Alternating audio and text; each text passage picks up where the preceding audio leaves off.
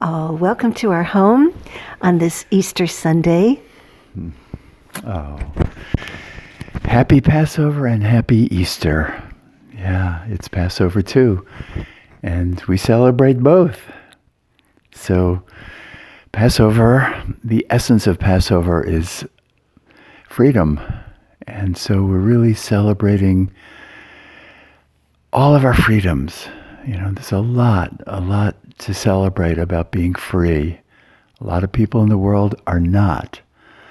So I'm going to sing the Passover, a prayer, a blessing. Okay? Baruch atah Adonai Eloheinu melech haolam Asher kirshanu b'mitzvotav v'tzivanu lehadlik ner shel Pesach. Amen. We give thanks to God for giving us this holiday, Passover, Pesach. All right. That was beautiful, Barry. Thanks. Yeah. All right. So it's Passover, and it's also Easter. And I'm going to share an Easter story that happened to me. Now, I did share this last year, but it is my Easter story, and I think about it every Easter, so I just need to share it again. So I don't think people can hear this story more or enough. You know, it keeps having new meaning. Well, this had such a profound effect on me. So I probably was 11 at the time that this story took place. And I had gone with my parents to the Good Friday service at our church. And during that service, my father, my father had polio when he was a child, and every once in a while the pain would reoccur. But this time at this Good Friday service, it reoccurred to such a huge extent that my father couldn't stand up and get out of his seat, and he had to be, at the end of the service, he had to be helped out of his seat. And I just, for me, in my young heart, to see my father suffering so much, I just felt like I was going to break in half. It caused so much sadness in me. And I remember that someone had driven my father home because they had a bigger car that he would be more comfortable in.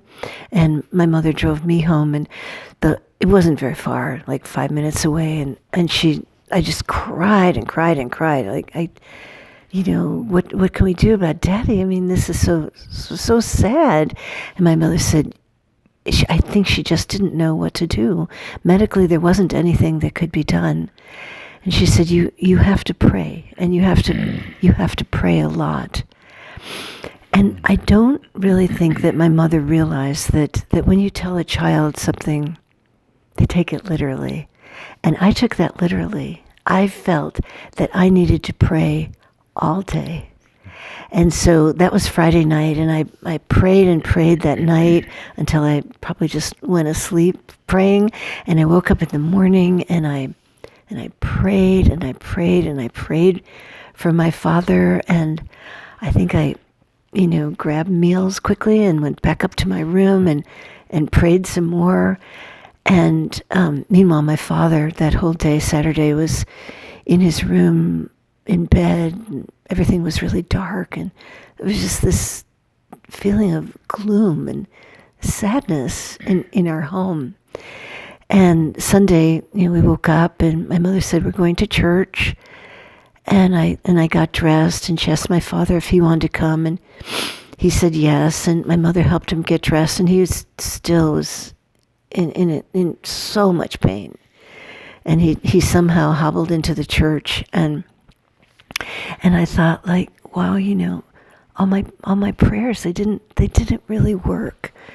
So I didn't know that prayers can take a long time, and they're not instant. I was only 11. So anyway, we were in church, and there were different songs, and the congregation rose, and they were singing, and my father just sat really huddled in the bench that he was sitting in, and I was just holding back the tears. And then I was probably in the middle of the service.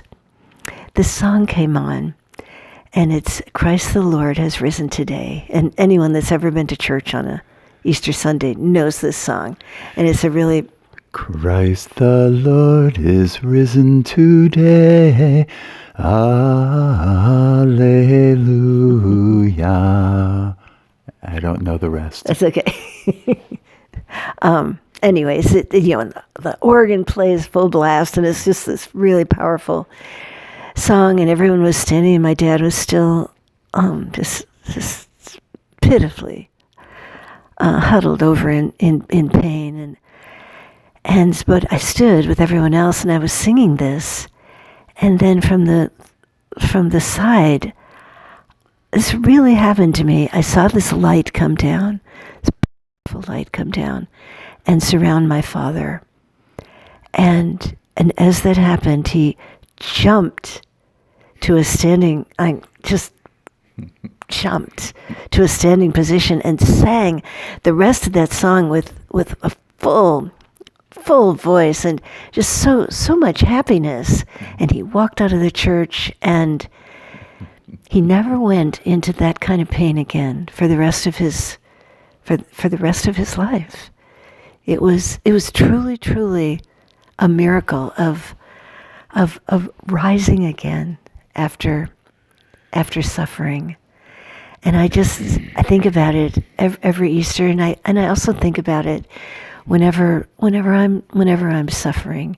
Maybe not physically huddled over in a church pew, but emotionally, something's going on, and I just feel like I just can't face it.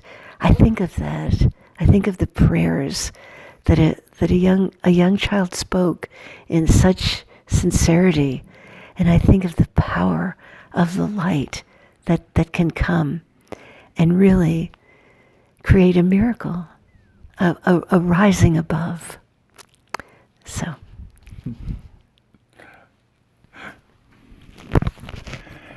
Raise your hand if you think Joyce should tell that story every Easter. See all the hands, Joyce? Well, I probably will. So if it comes Easter, you don't want to hear it, well, you don't have to tune in. But what a power! No, go ahead. It is so powerful, and yeah. I think about it often, how powerful that is. So, and you have a beautiful song that's appropriate for Passover and Easter. It is, yeah. But I think about Easter, as, of course, it's the resurrection of Jesus, showing the triumph, over death, really. But it's so much also about rising, so much about Joyce's dad rising, jumping up to his feet, overcoming. It's about any time you rise above, any time that you go from lower consciousness to higher consciousness, from suffering to something bigger, to understanding, maybe from lack of forgiveness to forgiving someone. That's a resurrection. Every single time you rise again. And that's what resurrection means, basically, rising again. So that's really the essence of Easter to me. Yeah.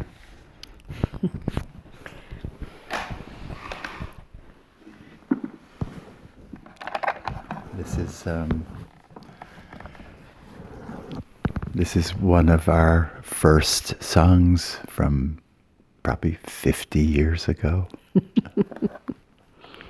No, not quite. Maybe 45. Maybe 45.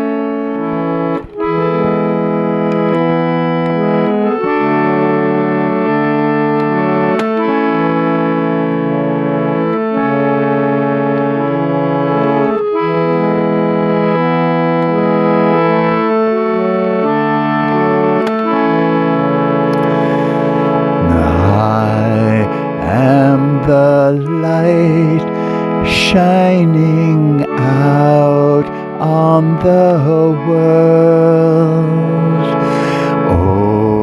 Open your heart and receive who I am.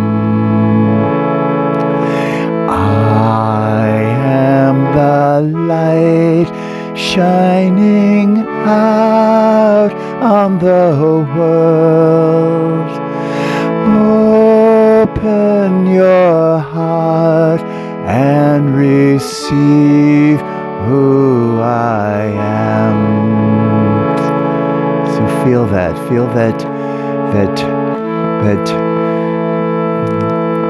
each one of us is the light shining out on the world, and all we ask is the world to open your heart and receive who I am. It's also the divine singing to us, I am the light shining out on the world, asking us to open our hearts and receive that light, because it's who we are. It's who we are. The greatest light in the universe is part of us. Just breathe it in. Feel that. Feel that. Happy Easter. Happy Easter. And happy Passover. It's the greatest freedom and the greatest light. Oh, and we're so grateful to be a part of your Easter celebration and Passover celebration. It just brings us so much joy. All right. All right. God bless.